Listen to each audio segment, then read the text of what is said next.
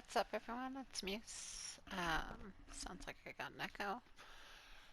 Hopefully that took care of it. I'll see when I get done with this. So we got a game out here in the Weimar. It's going to end up being a clutch game, which is pretty cool, especially in Weimar because everyone says we're crying because it went to tier 7. Ain't nobody crying over here. Let's go. Take a look here. So I cut the first 2 minutes, nothing happened. I basically drove out of the spawn, came up here to Alpha. There's nobody up here at Alpha, especially no DD. So I'm kind of getting that idea right now. There's nobody here. About to open the map up, let my team know, click on it, say, hey, they're going down the mid, because they're not out here. I mean, I can see them over at Delta. They're already, spotting DBs out there. Like, there should have been something out here by now, a DD something. So yeah, they're going down the mid. Know it. So I'm gonna push up a little bit anyway. Go check things out, make sure there's not, a DD hiding around this corner or any unknown surprises up here. And just as I'm doing that, Charlie's gonna start turning, telling us the DD's in Charlie. So now I'm gonna flip around. And when I do, I'm gonna start firing my guns into Charlie, and what I'm trying to do is see when I get spotted to kind of tell me where off that corner this DD's at. Now right there I'm not spotted, so obviously they're behind the land somewhere. And now I do get spotted, and it takes me a second to realize it's not the DD, it's coming from the other side. Hey, surprise, there is some people over here. So we're gonna start engaging over here. In a bad way, kind of out in the open.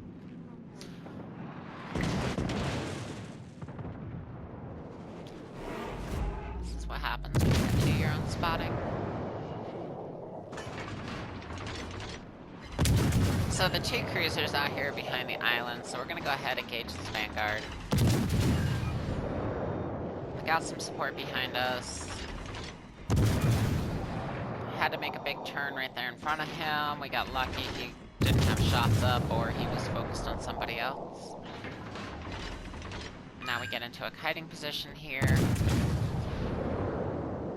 And we're just gonna work that while we head back down to Charlie because these BBs are exposed over here to that DD that was in Charlie, and I want to get in between that DD and our BBs. And down goes the Vanguard, leaving the Belfast and the Albemarle back behind the islands over there. So I'm just gonna get this cap and then I'm on my way to Charlie. My big concern is this DD. And even now I'm like, playing cautious, not quite sure where he is over there.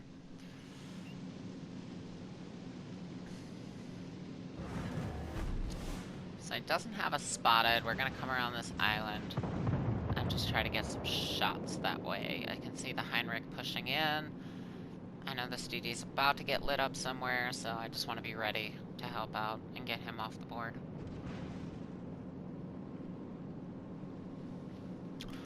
As you can see, the fight's pretty even on ship. Score is not too out of control. Like right now, things look halfway decent. There's the DD. So we're gonna go ahead and pop shots on him. Help get him out of here.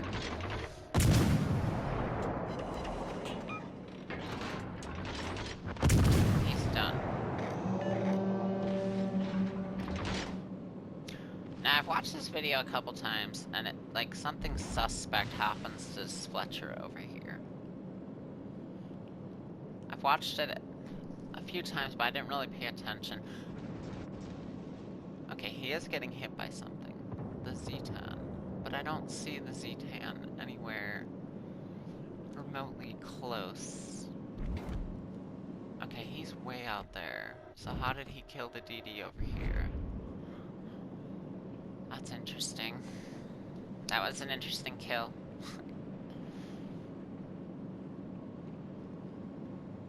Seems to be way out of his range. Through a mountain, and it killed our DD.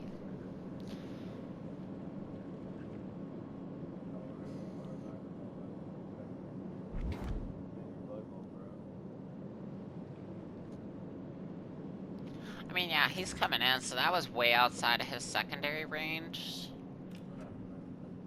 And then he didn't have a shot over that mountain either, where that DD was. And I don't understand how that DD died to his secondaries.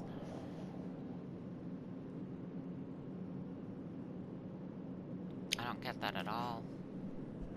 It looked really suspect to me, one, when I saw it live, but then I've watched this back a couple times, but I didn't have to mind to specifically look at that and see, like, who killed him and how. And now that I have, that's super suspect. Alright, so we're gonna come out on all this stuff over here. This is where the big push happened. Most of our team over here got wiped. Again, the fight's still pretty easy, but the ships we lost were over on this side. So we're gonna have bang on this C-10 that somehow magically killed our DD from what looked to be a ridiculous distance and through a mountain.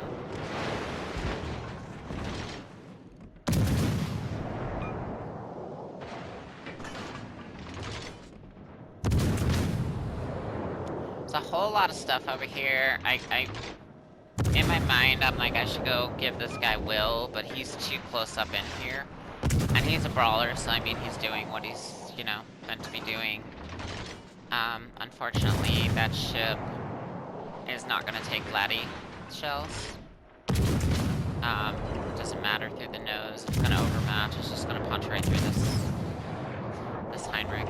There's nothing you can do about it. I'm gonna get some fires going on this flatty, start working him, and he ends up being the ship I have to kill to clutch this match. So it's kind of good I'm chipping off his HP right here, getting him worn down. Again, just kiting. We're gonna take some shots at this Wichita just to keep him honest. Just want to keep pressure on that Vlad. I'm trying to help that Heinrich on the corner. I can't go up there and give him Will.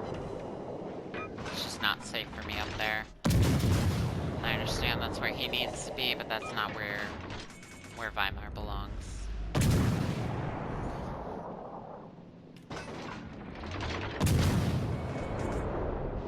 Again, we're just keeping pressure on that Vladdy. Even though, like, I've helped burn off half his HP, he still doesn't have a whole lot of respect, and he's still trying to work this Heinrich over here. Just exposing himself to me. He's kind of trying to kite out right now, but he's got a ways to go before he can get out my range. And he will end up getting out of it.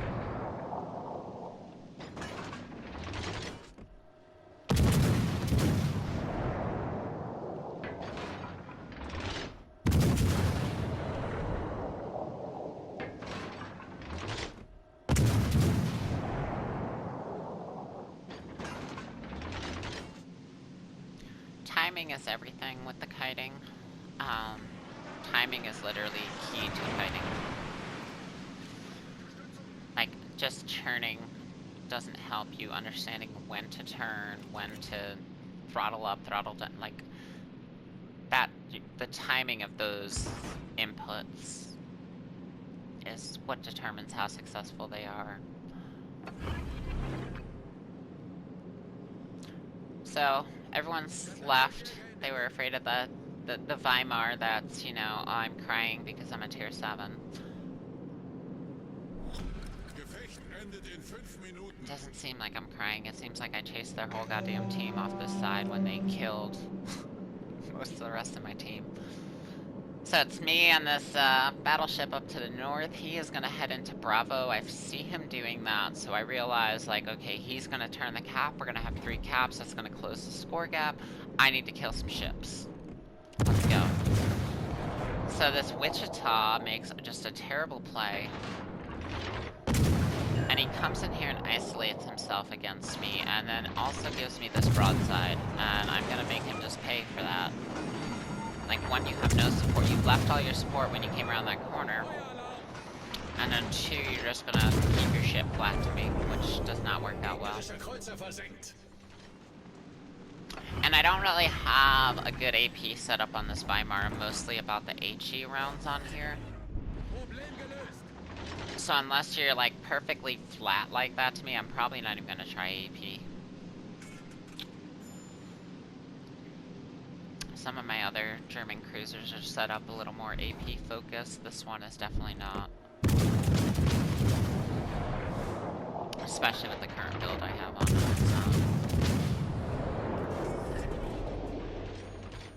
So here's the Vladdy again.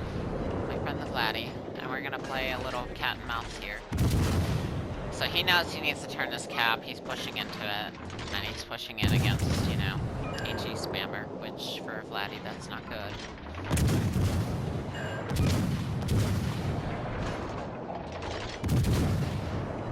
So I'm very situationally aware of what's happening right now. I understand the BB up top has turned Bravo cap. We're still down on points. I need this kill on the Vladdy, and now that the other BB just died, I'm literally the last one left, and so the only hope of winning this game right here is for me to kill this Vladdy, and that's it. So it's me on this Vladdy. And either I'm gonna burn him down or he's gonna dev strike me, and I give him some good opportunities. Like here, I open up something like he could dev strike me right here, and I know it. I'm trying to be really aggressive with the guns, and a couple times I oversteer, open up way too much. You can see I corrected a little, got a little angle back to where if I needed to, I can turn back out. And here I'm gonna make just a tragic mistake that I almost paid for, and it almost cost this game. I angle in a little bit too much, so when he comes up and he's spotted again, I have to make a very nasty turn right in front of him.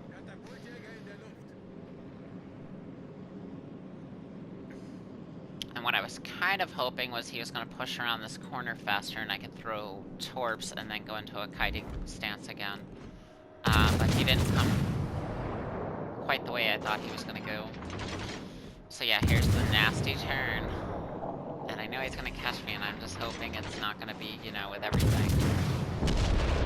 And he leaves me with some HP. So we got playmaking currency.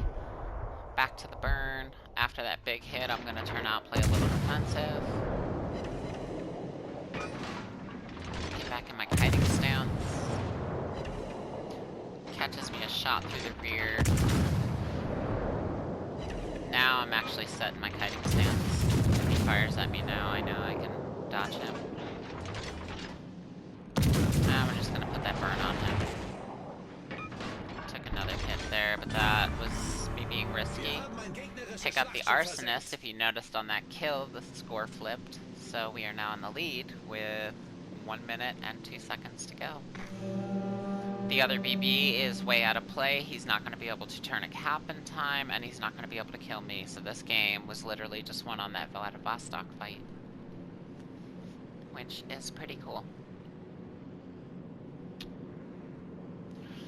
So just sailing simulator here. We're going to go and throw the horn some, party it up.